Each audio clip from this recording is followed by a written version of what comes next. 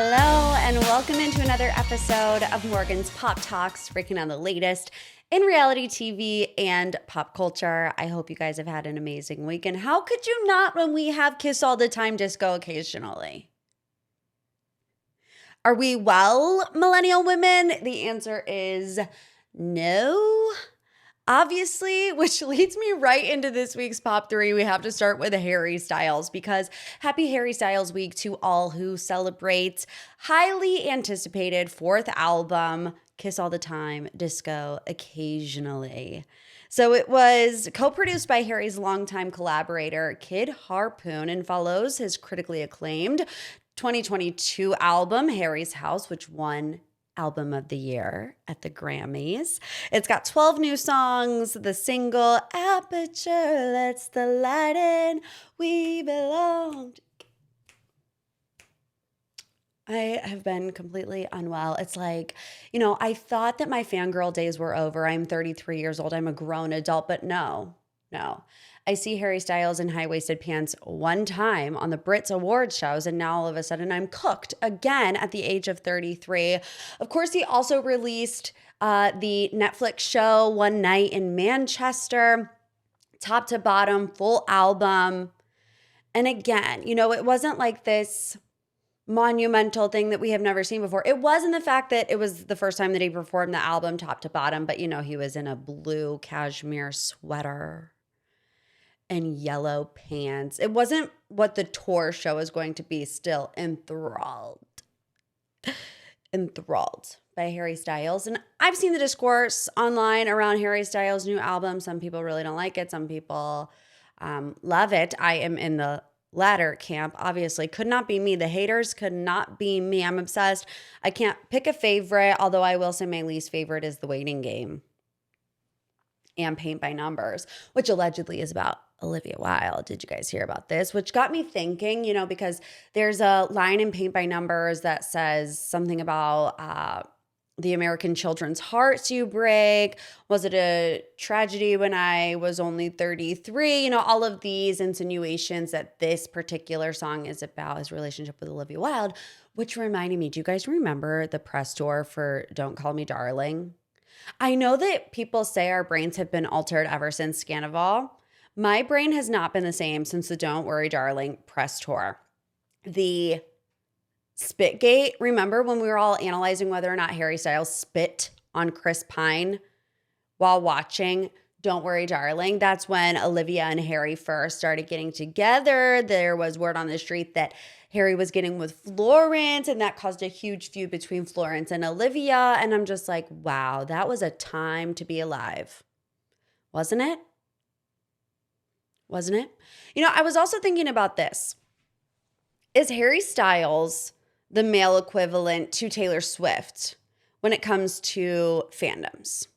Because I think it's arguable, but pretty accurate that Taylor Swift is the biggest female pop star on the earth, maybe the biggest pop star in general.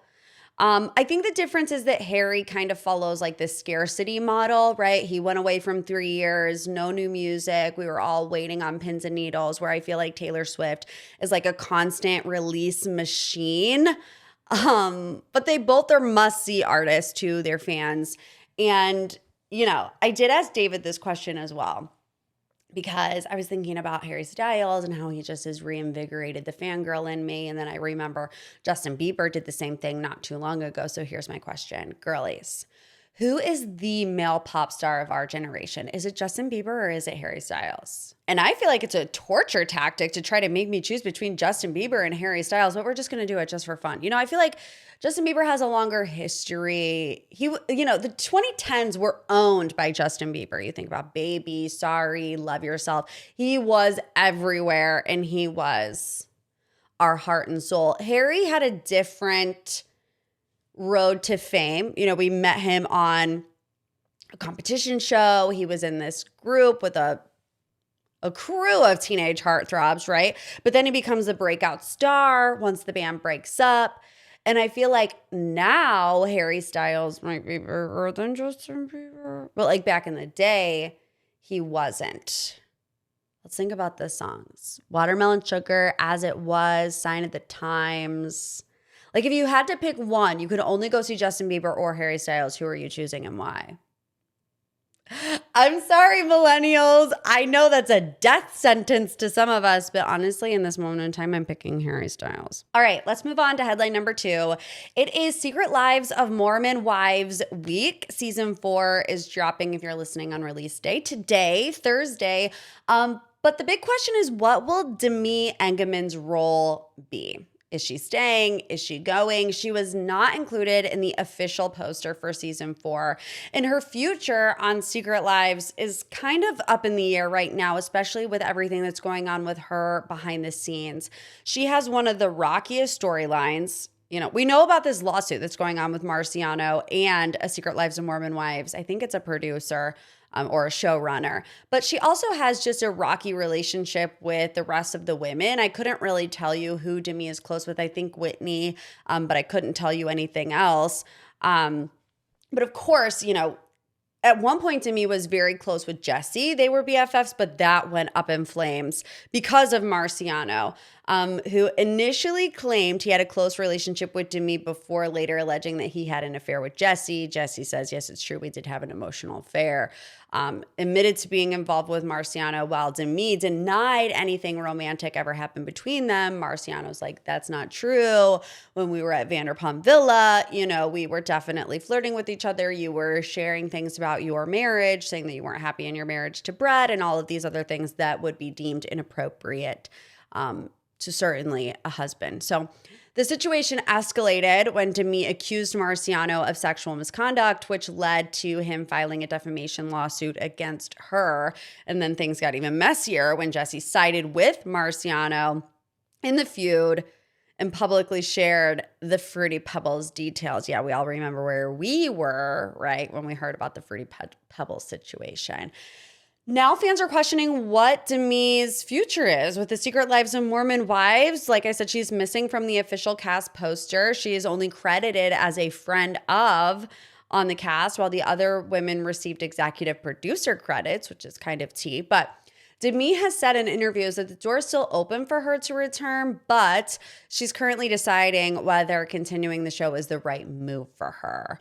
She has hinted that she may be entering a slower season of life and feels like one chapter could be closing as she figures out what comes next. I don't know about that, you guys. I don't know about that because I feel like for how quick this group rose to fame, it's addicting. It's an addicting level of fame, especially when you consider how they make their money is by being influencers on social media. And I'm wondering if Demi leaves the show, what's that going to do to her pocket? You know, because back in the day when Demi and Brett were on the Vile Files and they were talking about being the villain, she was like, you know, I care about getting my bag. So I couldn't imagine that Demi would want to leave the show on her own, considering how much money they would be making. And I mean, just to further my point, another point of contention in the previous friendship that was Jessi and Demi was about the contract, right? Demi wanted more money. I wanted Jessi off the show so she could get more money. So I'm not buying the whole like, oh, you know, it's fine if I'm not on the show. I think she cares about being on the show. We'll just have to see how the lawsuit of it all plays out because I think that is actually what will be indicative of her future on Secret Lives. Okay, I actually saved the best for last this week because we have to talk about the West, Amanda, and Deuxmoi drama explained. And then that's going to lead us into this week's deep dive, which is a recap of this week's episode of Summer House because there is so much to discuss when it comes to Jessi, Ciara, West, Amanda, Ben, Bailey. So we have to start here, though. This whole thing started when Deuxmoi posted an anonymous tip claiming that Summer House stars Amanda Batula and Wes Wilson were casually hooking up. So the tip alleged the two were flirty at an event and even holding hands under the table, while Amanda's estranged husband, Kyle Cook, was also there. This rumor obviously blew up because we're still dealing with all the aftermath of the Kyle and Amanda split announcement. It hasn't been that long. They announced it in mid-January. So immediately fans started speculating whether or not she had been moving on. She did this interview with Marie Claire where she talks about how she feels unstoppable. She's on cloud nine. She's manifesting a boyfriend. She wants to have fun with somebody. She wants to make out with somebody. And fans were like going down this road that maybe Amanda was seeing one of West's friends, whose name is Aiden Blake, who also actually made a cameo on an episode of Summer House at the singles mixer, because there are Instagram stories of Amanda like tickling Aiden's hand and, a bunch of little things that fans are trying to breadcrumb together to see who Amanda might be romantically interested in this next era of her life. But then it quickly turned to West from this Deuxmoi post. And neither Amanda nor West have come out and said, no, this is not true. But Amanda posted a cryptic Instagram story that seemingly was reacting to the gossip, basically implying people should give her a break. West also posted, because everyone was in the comments saying, what about Ciara? What about Ciara? What about Ciara? Amanda would never do that to Ciara. Like, would West even do that to Ciara? I don't think so. And then West posted on his Instagram story that he was at Lindsay Hubbard's house and Ciara was there. So they were hanging out right after these rumors dropped, which all red flags to me that there's no truth to this.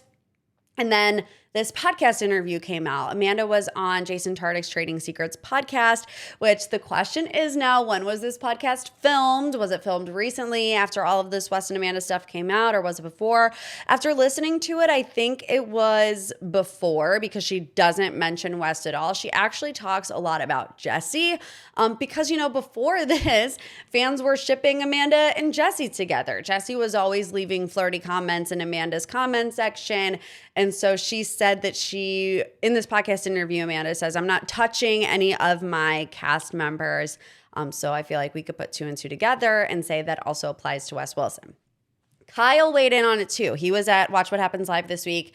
He said it was outrageous, the rumor, saying he doesn't think there is any truth to it. He didn't have a definitive statement. He did not say, no, it is not true. He says, I don't think that it's true. But also, I did read that they are not asking each other details about romantic interests at this time. So it's like, would Kyle know the information? Probably not. But right now, it's just a Deuxmoi rumor with zero confirmation, and people seem to be just running with it. I think Amanda and West are flirty friends. I think that it's the same way that Jessi and Amanda were flirty friends. And is it the same way that Ben and Amanda are flirty friends? Like, I'm noticing a pattern here. I think single Amanda is touchy-feely, giggly.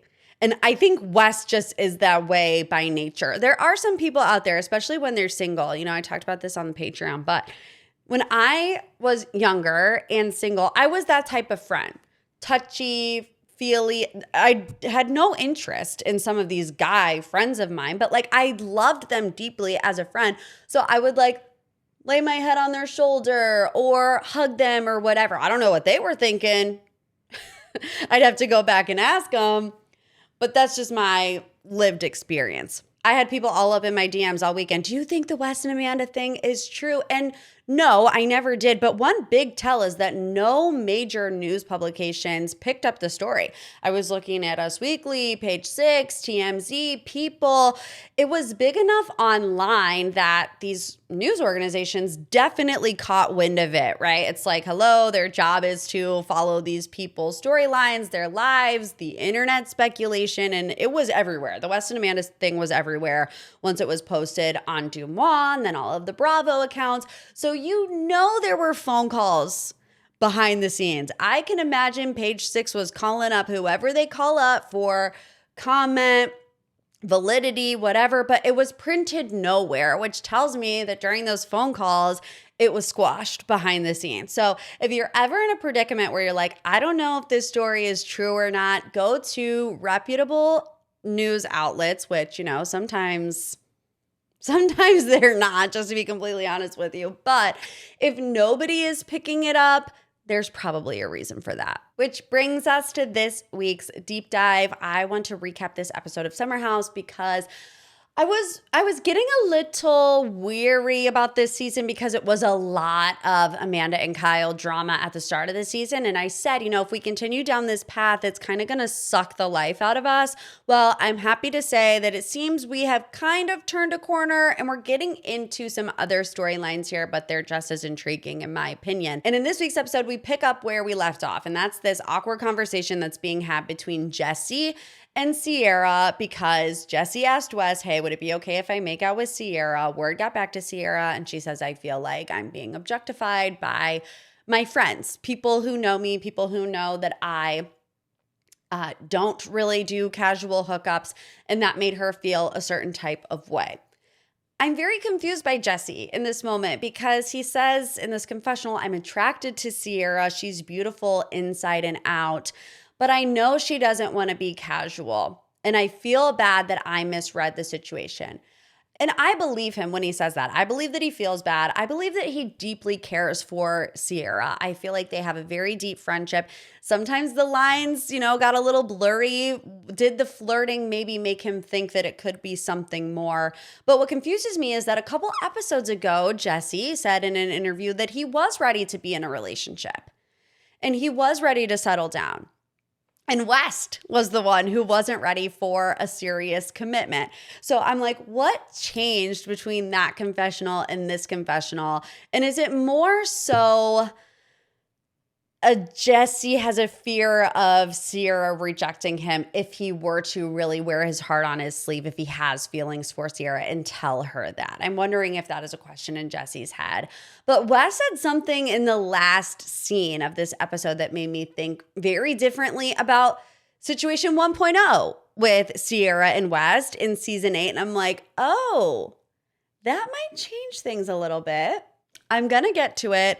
But let's start with the Amanda birthday dinner debacle. So the house is getting ready for Amanda's birthday dinner. Bailey is in the room talking to the girls about Ben, about how she doesn't really know what's going on with Ben. Dara seemingly was interested in Ben, but that kind of fizzled out because KJ and Dara are hot and heavy. Do we have a love connection on our hands? I think we do. Ben might have been the bachelor, but it seems like KJ found his happily ever after in the summer house because we're seeing his relationship with Dara go from 0 to 100 kind of real quick. But he says later in the episode, I don't play. If I like somebody, I like them. I'm going to try to see them. I'm going to want to hang out with them. I don't really care to do these mind games. And then you look at their social media now, and all signs point to Dara and KJ still being together, which I'm interested to see how it continues to play out on this show. And I know that they're both newbies, but I really like them. And I think they're really sweet together. So I'm excited to see how that kind of grows. But Bailey says in this moment, it's now time for me to successfully flirt with Ben. And I got to be honest with you, I'm kind of over the whole Bailey can't flirt trope. Like, Bailey runs It Girl. Bailey is an It Girl. Like, I want to know more about her besides the fact that she's an awkward flirter. We've seen it, for however many episodes now. And I feel like it's just kind of becoming a shtick. And I don't know if it's necessarily her fault. It might just be the way the show was edited. But I'm like, okay, we get it. I kind of want to move on from it. But I do understand that it's important to the context later in the episode. So before we get to this really awkward moment between Ben and Bailey, we have this really awkward moment about Carl. Now, Carl's not there. He's getting soft bar ready for the opening, but Carl gets brought up at the table because everybody misses him. And Ben says, I was asking Carl about his investors for soft bar. And we learned that Jessi Solomon invested in soft bar, which I was pleasantly surprised by because, the reaction that the cast had on camera to soft bar last season wasn't exactly, I don't know how to say it. I don't want to say that they were like being haters or that they thought it was going to fail, but they did have questions, and I get it. You would have questions, but I just thought they could have been a little bit more positive. So I was happy to hear that Jessi invested in soft bar. And Kyle says, I'm on the advisory board. Carl asked me to invest. I said point blank, I'm not in a place financially to invest in soft bar. Jessi says, but he invested in Loverboy, right?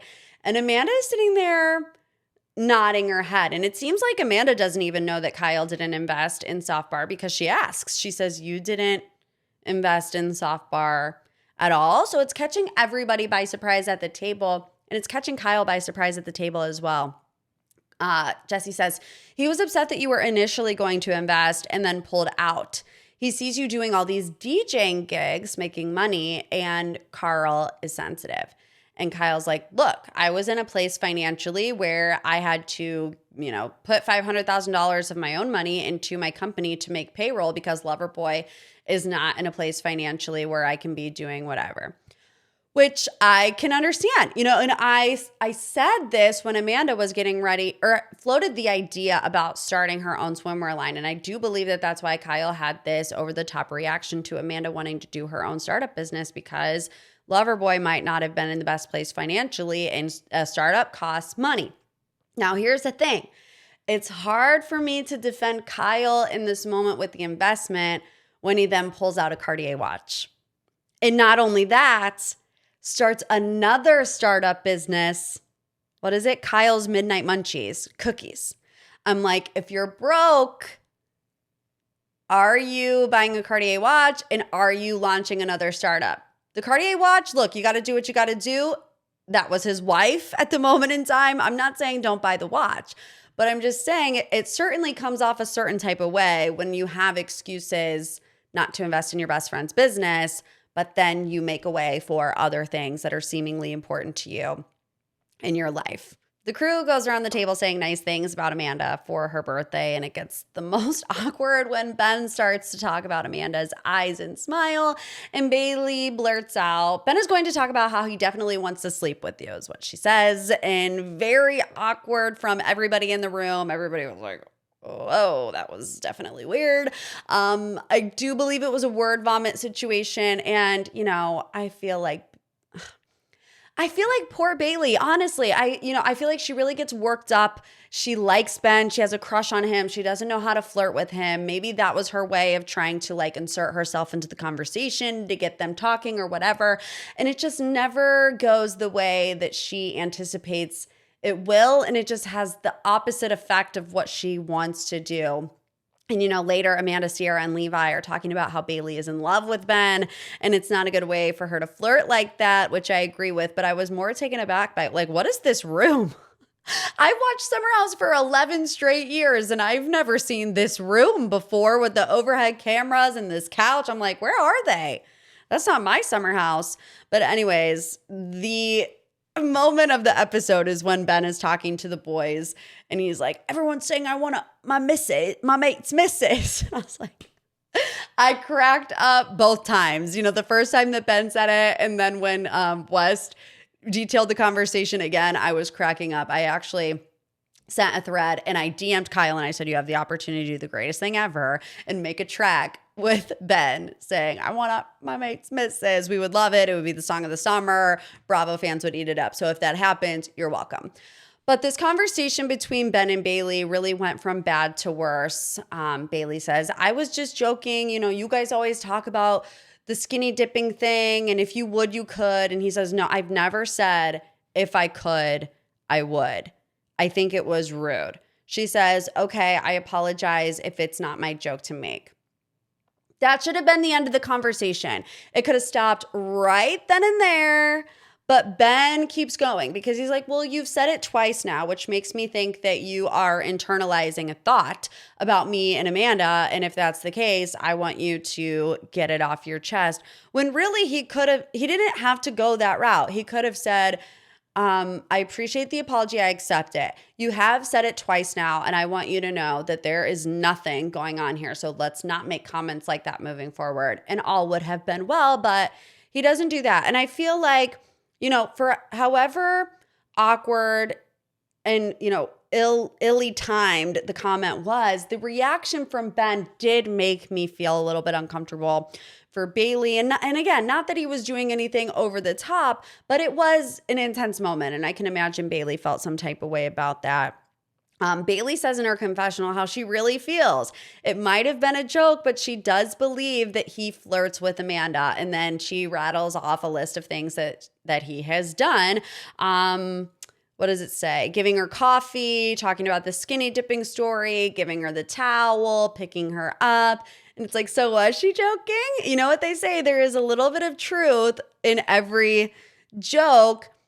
And I think that Bailey believes that Ben was flirting with Amanda, but I don't think that she thinks there's anything malicious behind it. I don't think that Bailey thinks Ben and Amanda are having an affair or that Ben would try to do something with Amanda. I just think she thinks that he flirts with him, and he kind of does. I mean, we saw it in real time.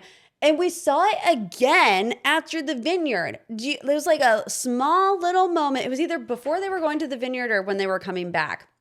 Amanda and Ben are walking up into the house and they're talking about getting in the pool. And Amanda's like, we have to put on clothes this time. It's like, okay, if you don't want other people joking about the situation, maybe you two should stop joking about the situation. Because that's just where we are. But like I said, Ben was making me uncomfy as the scene started to escalate. And I don't think Bailey is blameless, but I just don't think that both Bailey and Ben are telling the full truth to each other in this moment. Like, is Ben contemplating his own actions? Is he looking back and thinking, oh, I wonder how this could be construed? I actually think he is doing that through the lens of how is this going to be portrayed on TV. He says it in a roundabout way in his confessional where he's like, are the cast members seeing something that I'm not seeing? But I also think he's thinking, how is this going to come across to all of America?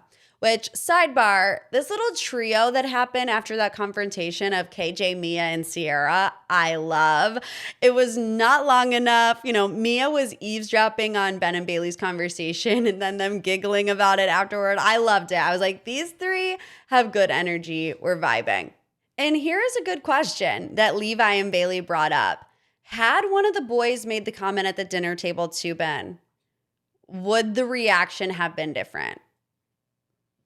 I think it kind of would have been. That's just my personal opinion. I think Ben would have been annoyed. He would have been like, dude, what's that about? And then 5 seconds later, they would have dapped it up and been good to go. But that's not how he's treating Bailey here. Other than that, the situation with West and Ciara is escalating. He sits on her in the wee hours of the morning, which means he has a crush, and Ciara asks, why now? You know, what's different now? I'll tell you why. Jessi Solomon. Jessi Solomon. Also, the fame element hasn't gone away, but like he's tasted and experienced it as a single man. And now that Ciara Miller has graced his presence again, he's like, look at this angel on earth that I literally like totally just let slip through my fingers. Honestly, they lay in bed together for a minute. Then they have this conversation in the kitchen. And Wes is like, I don't know. He breaks the fourth wall a little bit here. And he's like, I don't know if you want me to talk to you before we start filming or like while we start filming. I want to talk to you. And Ciara's like, good. You shouldn't know when you're able to talk to me or not, which I loved. Ciara says she is avoiding a sober conversation with West about what is going on between the two of them. And in my opinion, it's only a matter of time because the late nights are just going to continue to escalate, right? We've seen how they've been playing out between the hours of midnight and 3 a.m., making the mac and cheese. West sitting on Ciara, you know, now they're like, oh, let's go get some buffalo chicken dip. And like, that's just going to continue to progress until they hit a point where it has to be addressed. There's going to come a point in time where they can no longer brush it off or sweep it under the rug without having some type of conversation. And Ciara does say to Wes, I don't trust you. I don't trust your intentions, and I don't trust your interaction. So I have my guard up. And honestly, I hate that West made that bed to lay in, but Ciara is right. Ciara's right. But that's going to lead us to a bigger scene at the end of the episode. We're going to the vineyard. And when Amanda, you guys, at that vineyard, when Amanda said, and now I can leave him and I got to watch out of it. We all had the same reaction. What was your reaction while you were sitting at home watching that? Because all of us went like this. Literally, I did it. I looked over at my husband. He was looking at me like this, and we're all like, okay, a little bit of subtle foreshadowing here. Ruh-roh. Then opens up to Ciara about his love life. He says, I had this girl, we were dating. It went from 0 to 100 super fast. She told me that she loved me within a few weeks, and I did have these very strong feelings for her, but I knew I was coming out here, and I dumped her. I dumped her because I was coming out here, and I told her, let's wait until, the end of my Hamptons run and see where things were. And this girl goes, nah. Which he says, she wasn't having any of that. She says, I'm not going to wait around for you at the end of the summer, just like a little puppy dog waiting for you to come back to me. But I actually think that that's his current girlfriend, because he is in a relationship now. They were being sneaky with the photo that they chose to share with us by not showing her face.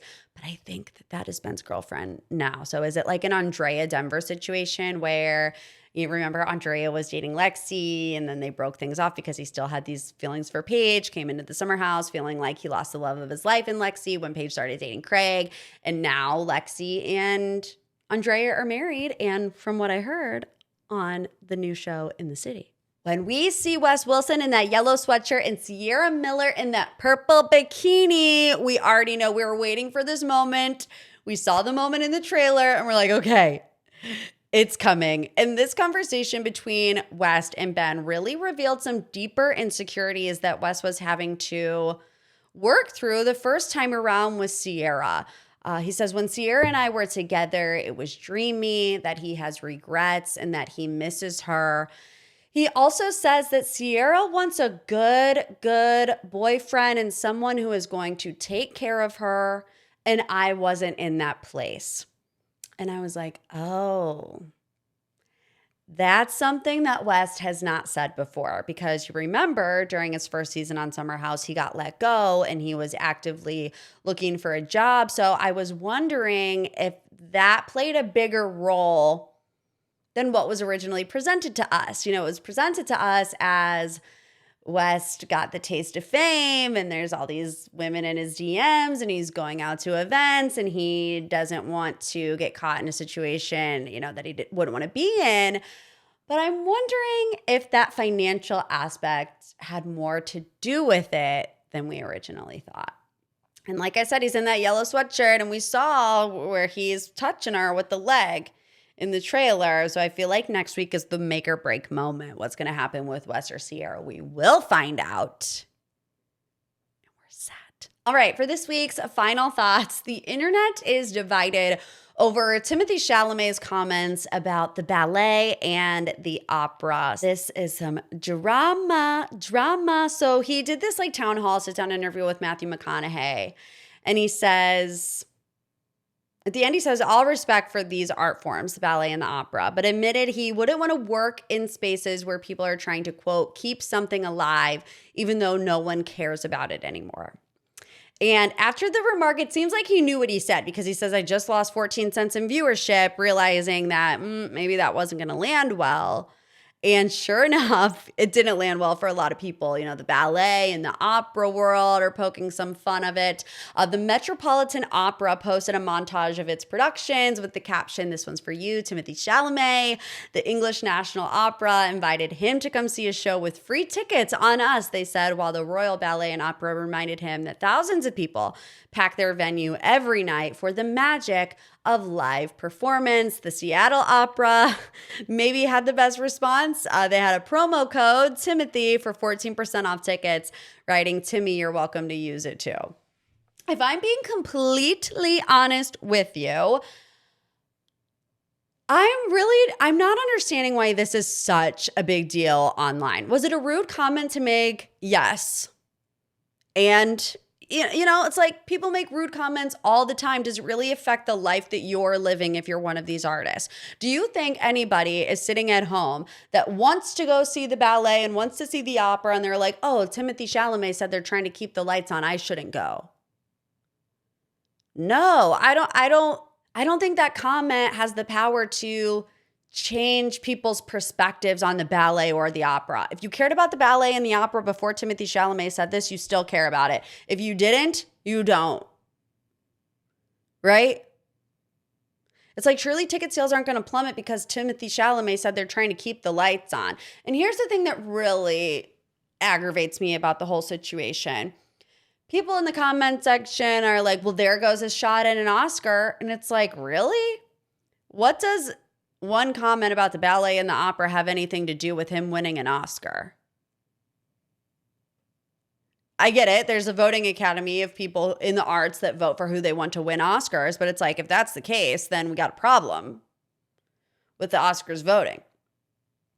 And like I said, the comment was rude, okay? Like, I don't like it when people definitively speak for everyone. Like, just because Timothée Chalamet might not care about the ballet and opera doesn't mean that other people don't love it and live for it and love the experience and go all the time with their family. And it's like, don't make these statements.